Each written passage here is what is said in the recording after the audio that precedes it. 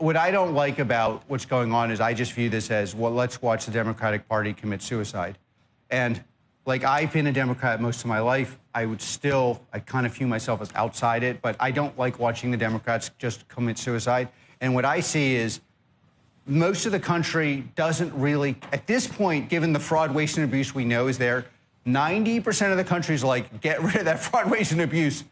And I just view this as yet another example of the progressive left boxing themselves into a suicide dance. Now, what the progressive left should be doing is saying, okay, Elon, you're clearly the most qualified person in the world to do something like this.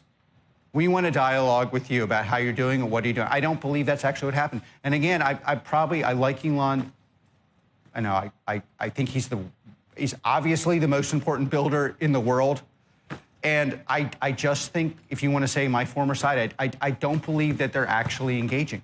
I think it's like another dance where I'm supposed to say, of course, like whatever. It's like there's this one issue where I might, and then you get boxed into you cannot solve the problem. And then I would say, what is the biggest problem in this society? Biggest problem in this society from my perspective is legitimacy of our institutions.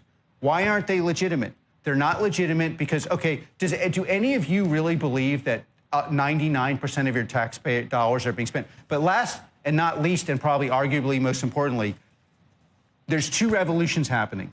One is transparency and one is AI. Okay, so why is it that we do not know where every penny of our money goes? Like, how do you explain that to people? And by the way, slightly more technically, what large language models do is they mean you can go into the contracts and see exactly what happened. So in the past, we couldn't do this. Now we can. The right response is, we want this to happen. We want to happen. We want to be involved in the dialogue. The real response is, it feels like the people criticizing Elon don't want it to happen. And this is going to destroy those people.